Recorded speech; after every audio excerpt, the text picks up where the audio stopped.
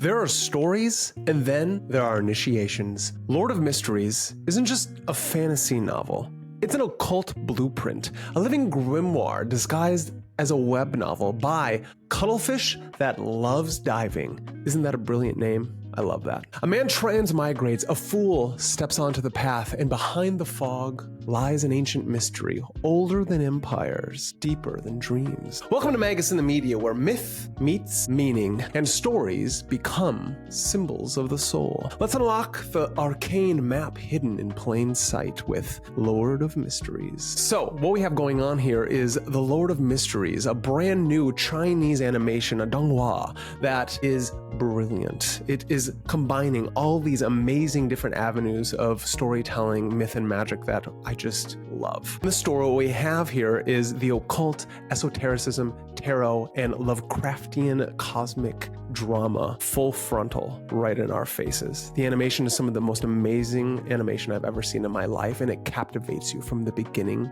to the very end. And what is brilliant is that in this first episode, there is not a single introduction that slows down the pacing. This is something that I've heard in reviews from other watchers and those of who have already seen the web novel, that it may go a little fast for them. However, since I have not seen those things or read those things, this is a brand new experience. And what it does is it captivates your attention to such an extent that the myth, magic, and meaning really are just splattered all over your retinas and your brain and nervous system. What the hell did you just say? It is an occultist's dream to see such brilliant storytelling on the screen. It breaks down to being a man who may or may not have committed suicide, and another soul entering into that body, and then that person trying to understand who he is, what is happening, and where he is going on this journey. He can get his way back to his own home. One opens with this brilliant scene of a man falling from the sky as these amazing colors are encapsulating him. And what is going on in this scene is that we're seeing the transmigration of a soul into another body. And so that's where the story begins, is a man waking up from the death, soul in his head that is healing. And we see that his name is Klein. And what we're understanding is that that is not actually Klein, a different character by the name of Zhao. And so what we're getting here is this new character who is just transmigrated into this body, trying to understand the scenario at this time. And he's reading a journal, and he comes to understand that something crazy just happened where multiple died for some various reasons. This character Klein may or may not have committed suicide, and Zhao has now entered into that body. And on that side, Zhao is coming from Earth, just a normal everyday Earth, it seems like, where he's an engineer and he's struggling at work. And what he does is he does a luck enhancement ritual. And in doing said luck enhancement ritual, he ends up transmigrating into Klein's body. And so from here, he has to figure out what is going on. So he reads a journal, and in that journal, we come to find out that a supposed ancient notebook or grimoire was found by Klein, and now it is missing. And now all these crazy things have taken place. So you get this adventure story. It's not just an isekai, it's something else. And this is what we're going to go into with trying to understand what even this first term, transmigration, means. This story is breaking into tarot, tree of life. We've got magical systems, ceremonial magic, secret societies, and the rest. This story is going to be amazing. And in that amazingness, what we also see is a journey of the fool. And what happens to the fool on his journey? Well, he's starting new beginnings. He is both falling into his wisdom and folly at the same time. So we have multiple things happening on this journey of this first episode, where Klein, or Zhao, is trying to understand what is going on. And so he travels out in the city to get some bread that Klein's sister asked him to go get. And in doing so, he becomes followed and stumbles into a tent. This tent is the tent of the oracle, of the fortune teller. The fortune teller then reads his fortune and places down the fortune 3 cards, past, present, and future. He asks him which card to see first, and he points at the middle card, and that is his present. The card flips over, 0, the fool. And then we continue on where he has to run away from that because somebody is following him. Come to understand is the people that are following him are supposedly the police. However, we don't quite know what's going on, because that's when the Lovecraftian nature of this brilliant first episode comes into place, where it may or may not be the police. Was this all a dream? What is the horror that he witnesses next, where these characters come along and upon him? He going back to his home, and he performs the 4-cornered ritual. This ritual is either going to be the ritual of transmigrating or the ritual of luck enhancement. but either way, he's trying to find home. What happens once this ritual happens is we don't think it really works, but it really does. And what do we mean by that? What ends up happening is he is taken into this gray area, the etheric or astral realm where all magic lies. And what we see is him bringing upon this new secret society, this tarot members club.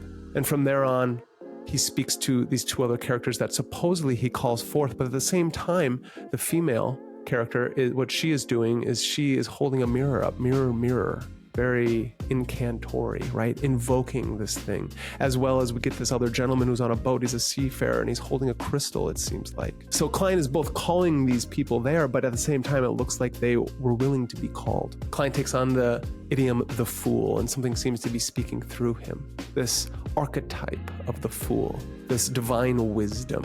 And that's what moves us into the next scenes of these cops coming to his place. But does that really happen? And we get this brilliant dream sequence, this cosmic horror dream sequence. We don't really know what's going on. Is it real or is it fake? And in the end, we get these two characters trying to probe his mind. And then they ask him, we can't be your babysitters, but we want to help you. We need to find this notebook. Do you want to become a Beyonder? And in this world, the Beyonders are this high-level magical individuals who are understanding this magical system, something we'll figure out as the episodes go on. And they take the divine path, and that's what moves us on to trying to understand where the tarot and the Tree of Life come into place. But first, we must understand the transmigrating of the soul, the Platonic term coming from Public and the Phaedrus. Soul as a fallen spark, journeying through lifetimes of purification. This links to Orphic and Pythagorean traditions and spiritual memory, what Plato would call anamnesis, or remembering. Now, this just isn't reincarnationless remember.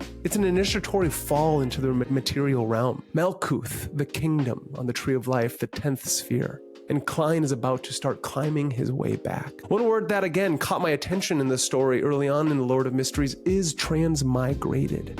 That's just not another word for reincarnation. It's way older and way deeper. It comes from Plato again, like I spoke of before, and the Orphic and Pythagorean traditions. The soul isn't just reborn, it travels. It migrates between forms, realms, and even planes of existence as part of a cosmic cycle of purification and ascent. In Plato's Phaedrus and the Republic, he talks about the soul falling into the body from a higher realm, forgetting its divine nature and needing to remember, literally, anamnesis. This coming from the opposite of amnesia, right? Forgetting. So anamnesis is remembering. Through philosophy, love, and the mysteries, this is how we do remembering or have anamnesis. That is transmigration. So when Klein transmigrates into another body in a different world, it's not just isekai like I was speaking of before. It's not just fantasy. It's the fool's journey from the divine spark. In the Tree of Life, we would call that divine spark Kether. And it moves down through to Malkuth, the kingdom, the material world. He doesn't just wake up in another world. He's been thrown into a spiritual trial, a test. And just like the Hermetic path of return on the Tree of Life, every sequence he climbs through is like a spiritual ladder, one rung closer to reclaiming his true self. And this is what we hear of in the sequence of 9. When you become a Beyonder or using Beyonder powers, it seems like you start at 9 and you use potions and rituals to attain godlike powers in this magical system. This directly maps on to the Tree of Life from 1 to 9, 9 being right above the lowest Sephirah of the sphere of Malkuth, the kingdom, the earth that we live on. 9 being Yesod, the imagination of the moon. And this must be the next step, where we leave Plato and we enter into the Kabbalah. Because what Plato hinted at, Hermeticism mapped out in detail. So here's where it gets seriously occult. The world of Lord of Mysteries isn't just some steampunk fantasy. It's built like a grimoire, layered, arcane, and symbolic. The tarot isn't just window dressing, it's structure. In Western esotericism, particularly in Hermetic Kabbalah, the 22 Major Arcana cards of the tarot aren't just cards, they're paths. Literal paths on the Tree of Life. Each one links 2 spheres of consciousness, like stepping stones for the soul through reality. When Klein becomes a Beyonder and steps into the Fool's pathway, it's not just random, it's initiatic.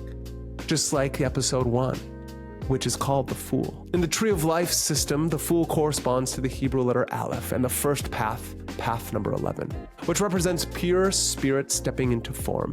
It's the unshaped potential before all other states of being. That's exactly what Klein is when he opens the mysterious grimoires and encounters the gray fog. He becomes the Fool, both the initiate and the wild card, stepping into a new world with no map, only intuition and fate. And just like in Hermetic magic, each path corresponds with a transformation. The magician is the channel of the will, the high priestess is the keeper of hidden knowledge. Death, temperance, the star, each is a step, a trial, and a gatekeeper of inner evolution. It's no coincidence the Lord of Mysteries uses terms like paths, potions, and sequences. This is an alchemical metaphor for awakening. It's the Tree of Life hidden in plain sight through stories. And what we learn in the beginning, in the introduction of the story, is that magical system. The Beyonders have certain powers like I spoke of before, and we are going to find out what they are in the coming episodes. It starts with a sequence of 9 and moves it up to 1. Sequence of 1. Sequence of 1, powers are godlike and divine. This is the path to divinity. And Klein is the Fool. He has fallen into something he has no idea about, and in doing so, he's going to have his hero's journey, his way home. And in the story, we actually get him falling into and telling us how each of those worlds actually has some similarities to themselves.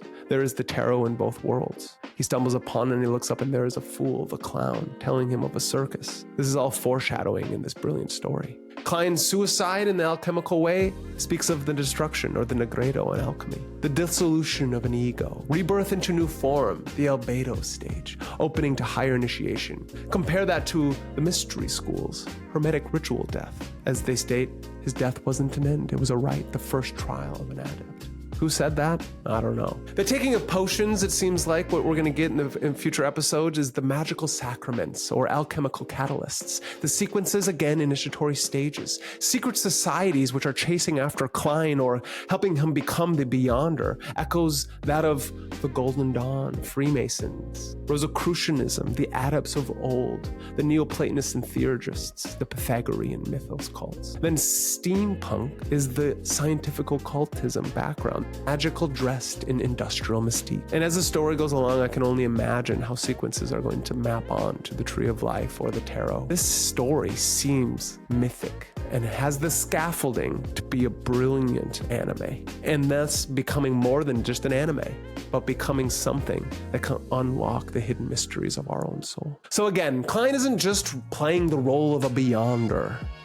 He's walking the same path that mystics, magi, and fools have walked for centuries. The Major Arcana isn't just a deck.